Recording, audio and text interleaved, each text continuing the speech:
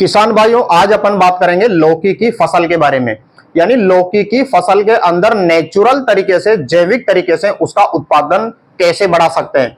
यानी YouTube पर आपको बहुत सारे वीडियो मिल जाएंगे जिसमें लौकी के बारे में बताया गया है कि इसमें ये डाल दो, इसमें शैम्पू डाल दो, इसमें चाय की पत्ती डाल दो, यानी कुछ भी डलवा देते हैं। यानी ऐसे ऐसे लोग फसल के ऊपर वीडियो बना रहे हैं आजकल YouTube पर, जो कभी खेत में गए ही नहीं है। तो यानी अपन लोग किसान हैं, अपन जानते हैं कि फसल किस प्रकार से की जाती है। तो मैं भी आप ही की तरह एक किसान हूं, मैं भी फसल बोता हूं। तो यानी ये जो लौकी है इसमें जैविक तरीके से, यानी आपको कोई भी दवाई मार्केट में फल फूल बढ़ाने के लिए बहुत सारी दवाइयां आती है, अलग अलग फसल के लिए अलग अलग दवाइयां आती हैं। लेकिन आप उससे अगर फूल भी बढ़ा लेते हैं, यानी लौकी की फसल के अंदर कोई सा भी स्प्रे करके आप अगर फूल की संख्या भी बढ़ा लेते हैं तो वो रुकती नहीं है, यानी टिकते नहीं है उनके फूल। तो अगर आपको कैसा लगे कि जैविक तरीके से ही उसके अपन उत्पादन बढ़ा सके, फल फूल बढ़ा सके, तो किसान भाइयों ये जो लौकी की फसल है ये तीनों सीजन में की जा सकती है। यानी खरीफ सीजन में भी की जाती है, रबी सीजन में भी की जाती है और जायद सीजन में भी की जाती है।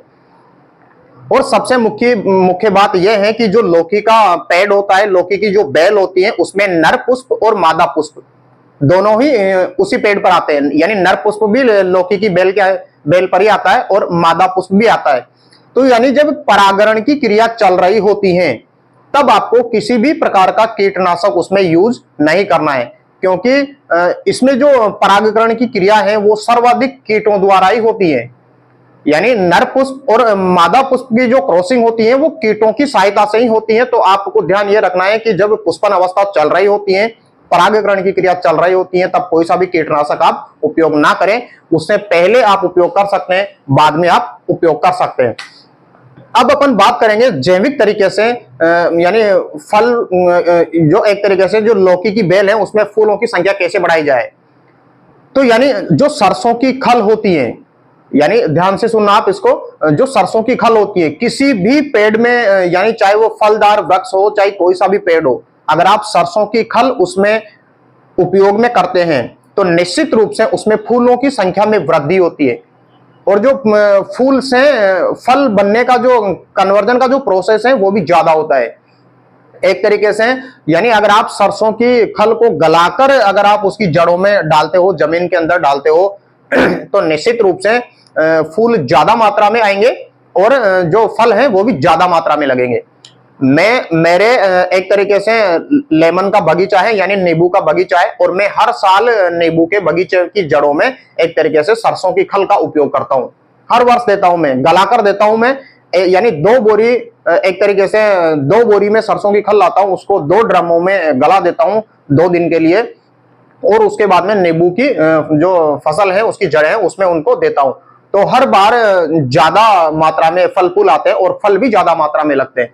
तो ये मैं आपको ऐसे ही नहीं बता रहा, मैं खुद इसको प्रतिवर्ष आजमाता हूं, तो एक तरीके से अच्छा उत्पादन देखने को मिलता है।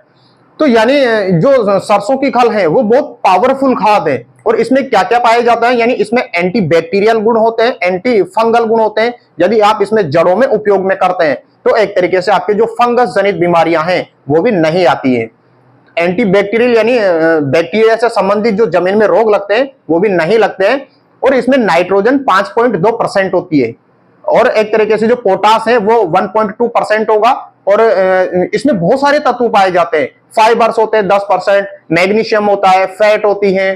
तो यानी बहुत सारी चीजें होती है जो आधी से ज्यादा फर्टिलाइजर की पूर्ति ये अकेली खाद ही कर देती है। लेकिन इसके उपयोग से आपके जो फूल हैं उसकी संख्या में बढ़ोतरी होती है, यानी एक तरीके से बहुत ज्यादा मात्रा में फूल आएंगे। अब आपको इसको उपयोग कैसे करना है, यानी आपको सरसों की खल लानी है मार्केट से या मिल में से, उसको आपको सबसे पहले तो यानी 48 घंटों के लिए आपको पानी के साथ में गला देना है। उसको कोई ड्रम लेना है या कोई टंकी लेनी है, उसमें आपको उसको गला देना है। उसके बाद में आपको क्या करना है, जो लौकी की बेल है या जो पेड़ है उसकी जड़ों में आपको दे देना है। तो ये एक तरीके से आपकी नेचुरल तरीके से आपकी जो पौधा होता है उसमें ग्रोथ करेगा, और जैविक तरीके से उसकी जो फूलों की संख्या है उसमें वृद्धि करेगा, और फूल से जो लौकी बनने की प्रक्रिया है वो भी अधिक मात्रा में लौकी बनेगी। तो आप इसको एक बार जरूर करके देखना, क्योंकि कोई सी भी फसल ले लो, कोई सा भी पेड़ ले लो, फलदार वृक्ष ले लो, उसमें निश्चित रूप से ये फूलों की संख्या में वृद्धि करता है।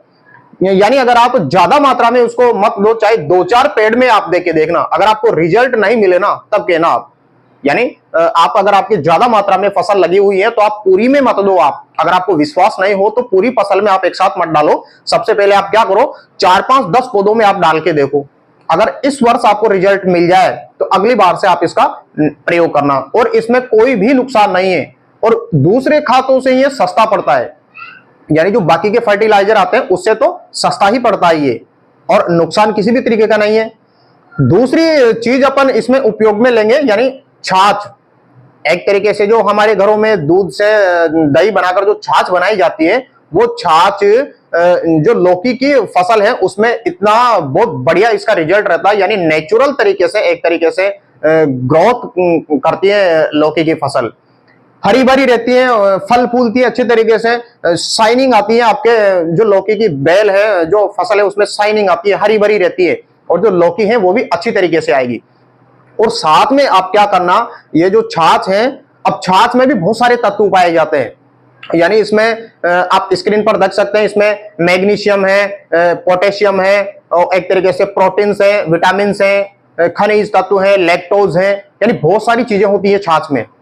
तो नेचुरल तरीके से आपके बहुत सारे माइक्रो न्यूट्रिएंट्स और फर्टिलाइजर की पूर्ति ये खुद ही कर देते हैं अपने आप, आपको ज्यादा बाहर से देने की जरूरत नहीं होती है। यानी छाछ में बहुत सारे तत्व पाए जाते हैं जो आपके फसल को पूर्ति कर देते हैं। और जो सरसों की खल है उसमें भी बहुत अच्छे तरीके से इनकी मात्रा पाई जाती है। तो आपके जो पेड़ है, पौधा है, या फल की जो क्वालिटी है बहुत ही शानदार होती है। और अगर आपको ये जो छाछ है उसमें आपको कीटनाशक मिला देना है, जैविक नीम ऑयल। यानी आप जब छाछ का स्प्रे करो तो उसमें क्या करो, जैविक जो नीम ऑयल आता है मार्केट से मिल जाएगा, सस्ता ही आता है, उसमें आप कीटनाशक जो नीम का ऑयल आता है उसमें मिलाकर आप स्प्रे कर सकते हैं, ताकि आपके स्प्रे की भी बचत होगी और आपको कीटनाशक जो है उससे भी छुटकारा मिल जाएगा। यानी जो नीम ऑयल है इसमें जो सक्रिय एलिमेंट्स है एजाडिरेक्टिन, वो बहुत ही खतरनाक होता है। नीम ऑयल में पाए जाने वाला जो सक्रिय एक्टिव एलिमेंट्स है एजाडिरेक्टिन, ये एक तरीके से कोई भी कीट अगर यदि आपकी फसल पर, पहली बात तो इसका स्प्रे होने के बाद में जो कोई भी कीट है वो रुकता ही नहीं है, यानी वो तुरंत ही वहां से चल देगा।